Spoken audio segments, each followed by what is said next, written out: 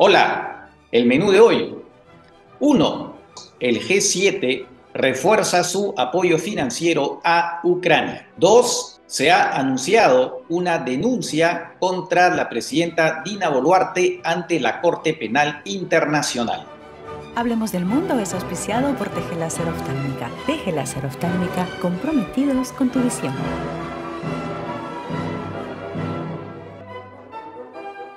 Les decía entonces el apoyo que el grupo de G7 ha anunciado para Ucrania en su guerra contra Rusia. El G7 es este grupo de los países más ricos del mundo. Y estos son Estados Unidos, Canadá, Alemania, Francia, Italia, Reino Unido y Japón. Y han sostenido su cumbre anual en Roma. En esta reunión se decidió otorgar un préstamo de 50.000 millones de dólares a Ucrania. Lo interesante acá es el tema del reembolso. ¿Y cómo se va a dar el reembolso? Pues se va a utilizar los ingresos de los activos rusos que fueron embargados tras la invasión o el ataque ruso realizado contra Ucrania el 24 de febrero de 2022. Acá una breve explicación. Ustedes saben que todos los bancos centrales tienen reservas, ¿no? Básicamente en oro y divisas, que sirven para las importaciones que los países realizan. Pues resulta que Rusia tenía la mitad de esas reservas, ¿no? Alrededor de poco más de 300.000 millones de dólares en Occidente. ¿Por qué? Porque, claro, las reservas tienen la forma muchas veces de inversiones, por ejemplo, de bonos que generan intereses y de acciones. Obviamente, con el tiempo hay ingresos porque la acumulación de los intereses y también el aumento de valor de las acciones. Entonces, se calcula que esas inversiones reditúan un ingreso de 3.000 millones de dólares al año. Entonces lo que se ha dicho, bueno, justamente, utilicemos esos ingresos de las reservas rusas para que se reembolse el préstamo que le vamos a dar a Ucrania. Es una manera de compensar de manera mínima, ¿no?, los daños terribles que está originando Rusia a Ucrania por su invasión. Por cierto, hay otra idea que está flotando, pero que todavía no ha sido adoptada, que es la de confiscar esos activos rusos, ¿no? Estos más de 300.000 millones de dólares. Se calcula, por cierto, que los daños que Rusia le está generando a Ucrania por la guerra se acercan a 500.000 millones de dólares. Entonces la idea es esa, ¿no? Quitarle esos activos y dárselos a Ucrania.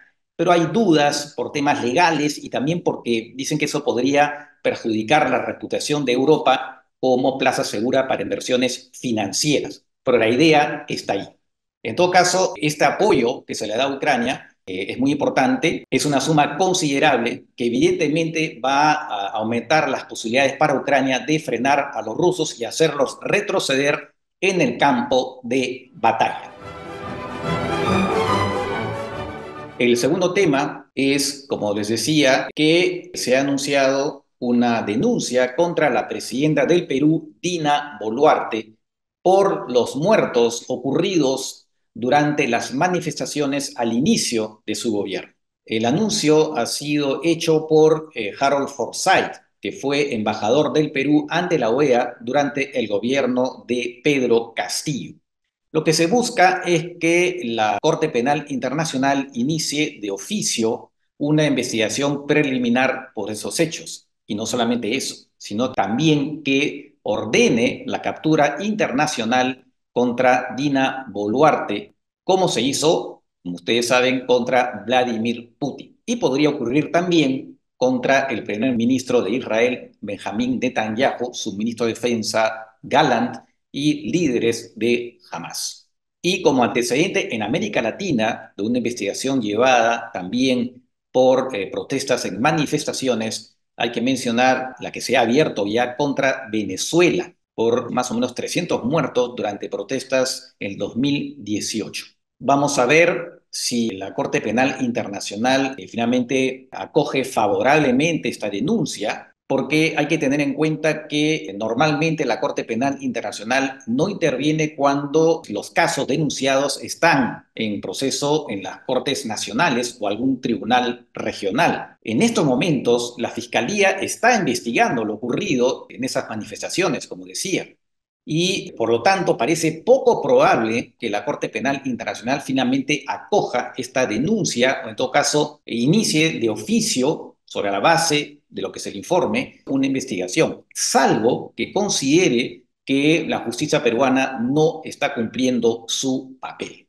Ahora, este es un caso que evidentemente genera problemas a nivel externo para el Perú, pero no es el único caso. Como ustedes saben, hay un proyecto de ley ante el Congreso que busca cerrar los procesos penales contra las fuerzas del orden por supuestos crímenes de lesa humanidad antes del año 2002. Ahora, ¿por qué esa fecha del 2002? Resulta que ese año el Perú adhirió al tratado que crea la Corte Penal Internacional. Y ese tratado contempla, entre otras disposiciones, el tema de la imprescriptibilidad de los delitos de lesa humanidad. ¿Qué quiere decir eso? Que la persona que haya cometido esos delitos podrá ser investigada toda su vida. No hay plazo para que esa persona pueda ser investigada y procesada. Por otro lado, hay una norma en materia penal que prohíbe la retroactividad de las normas. Es decir, que se puede aplicar a actos cometidos antes de que una norma entre en vigencia, que esos actos sean procesados en virtud de esa norma.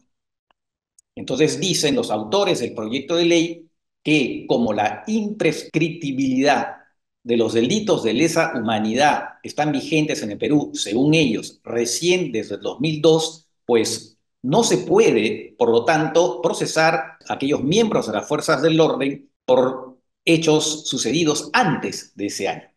Ahora, a ese respecto, la Sociedad Peruana de Derecho Internacional ha emitido un comunicado que, entre otros aspectos, dice que hay otro convenio, que es un convenio que justamente está referido específicamente a la imprescriptibilidad de los delitos de lesa humanidad.